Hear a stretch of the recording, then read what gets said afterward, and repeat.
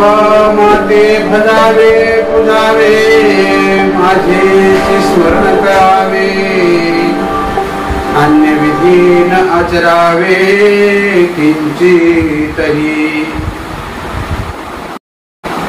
बंधूंनो, हा महिना अक्षय तृतीया पितरपाठ। मग आता मानवावी वासनिकाने नामधारकाने ग्रस्त धर्माने पित्र घालवावे की न घालावे हा विचार समोर आला, म्हणून यावर विस्तृत प्रमाणे काही बोलू, संवाद साधू। आपण परमेश्वराचे एकनिष्ठ भक्त आहोत। अनन्य गती परमेश्वराला शरण निघालेले आहोत। उपदेश घेऊन गुरुला आपण तशी प्रतिज्ञा केलेली आहे, मी कोणत्याही प्रकारे अन्य विधीचे आचरण करणार नाही आणि देवी देवतांचे विधी आचरणार नाही, अशी आपण ऋणभाग प्रतिज्ञा आपण ज्यावेळेस गुरु केला त्यावेळेस आपण केलेली आहे। म्हणून या ठिकाणी हा प्रसंग उत्पन्न झाला आणि सांगावंसं वाटतं की हा महिना पितरपाठाचा आहे।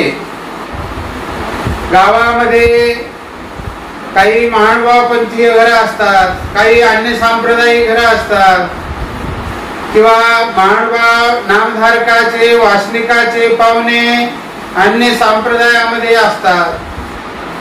मग आता लोकांचा विचार येतो की बाबा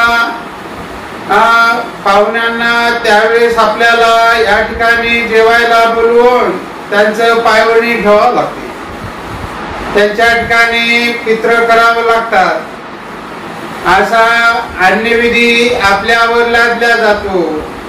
नवे आपलं मन नसताना आपल्याला करावं लागतं। मी आपणाला एवढं सांगू इच्छितो की आपण परमेश्वराचे श्री चक्रधर प्रभूचे एकनिष्ठ भक्त आहोत आणि त्या परमेश्वराचं काय म्हणणं आहे, माझी प्राप्ती किंवा मी किंवा माझं साधन जर आचरत असताना तुम्हाला माझ्यापासून काही हितावह गोष्टी किंवा योग्यताकारक गोष्टी किंवा गोमट्या वाचक हे जर हवे असेल तर बाकीचं सगळं वर्जित करावं लागतं, त्याज्य करावं लागतं। म्हणून पित्र आपण वासनिकाने नामधारकाने ग्रस्त धर्माने घालू नये। तो देवतेचा विधी आहे आणि त्यामध्ये ईश्वर दुरावल्या जातो, परमेश्वराला खंती येते। मग आपण आधी परमेश्वराच्या जवळ जाण्याचा प्रयत्न करतो तर अनायासे आपण परमेश्वराच्या दूर जातो, त्याच्या आचाराच्या दूर जातो, त्याच्या विचाराच्या दूर जातो। मग तेने करून परमेश्वर आपली आस सोडून देतात। म्हणून वासनिक बंधू नामधारक बंधू ग्रस्त धर्मीयांनी पितर हे वर्ज्य करावे, पितर घालू नये। पुन्हा तुम्हाला जर जेवायलाच घालायचं तर आता पित्र घातल्याशिवाय आम्हाला जमतच नाही, बाकी आम्हाला इतर सांप्रदायिक लोकांचं बोलणं येतं असं जर म्हणत असाल, याच्यामध्ये एक पर्याय तुम्हाला उपस्थित या ठिकाणी असा झालेला आहे की आपण जसं सणावाराला किंवा प्रसंगोपात पाहुण्याचा आदर आतिथ्य करतो, तसंच त्या पितराच्या दिवशी स्वयंपाक करून त्यांना जीव घालावं, आदर आतिथ्य करावं। पण बाकी जे विधी असतात पितराचे ते करू नये, म्हणजे पायवणी घेणं वगैरे वगैरे काय असतात ते विधी त्याचे करावे।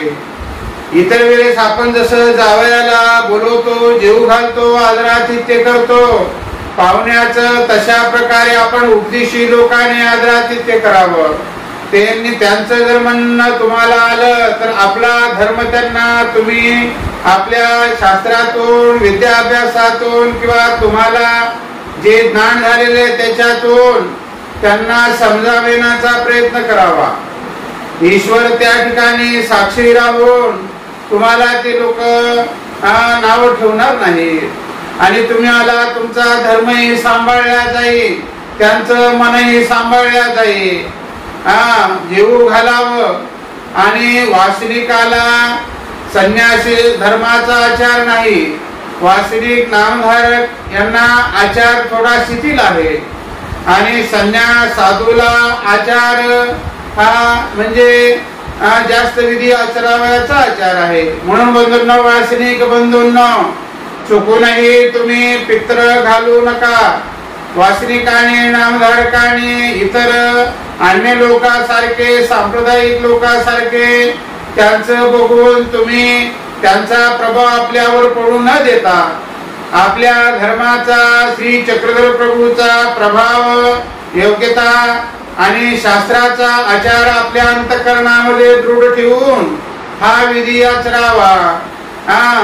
म्हणजे जेवढं ज्या प्रसंगाला तुम्हाला जेवढं करता येईल तेवढं करावं, परंतु केवळ सर्वच आपलं सोडून त्यांचं त्या पित्राच्या नियमाप्रमाणे काय विधी असतो तो करू नये.